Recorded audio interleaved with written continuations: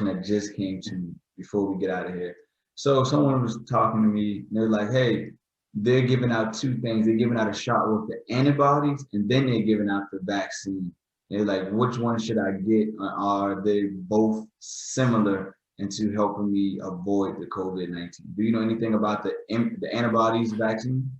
I'm gonna be honest, I know very little about the antibodies. I know that some very influential people who got COVID-19 received it. There's some data out there on it that I haven't picked apart yet, so I'm hesitant to speak out on data that I haven't actually read myself yet. But again, I've heard from my ID people that that's part of protocols for them in the outpatient setting.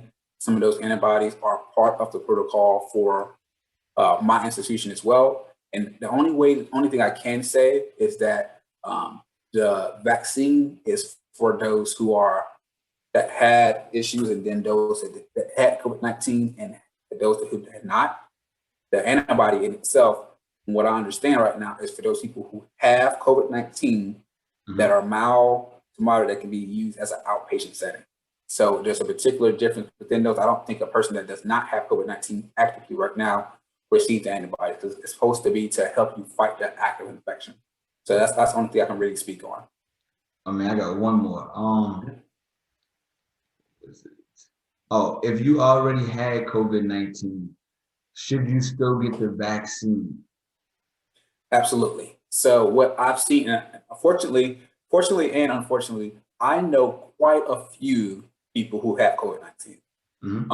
And we know that those antibodies that were tested in the past it's not very reliable. So if you have antibodies now, it's not necessarily shown to prevent for a second reinfection. So you can be infected twice. And what we're hoping with the vaccine is that we're able to extend that time frame, and we're able to produce an antibody. We have to produce a protein that can produce antibodies that last longer. And we're hopeful. There's questions: is this going to be a yearly thing?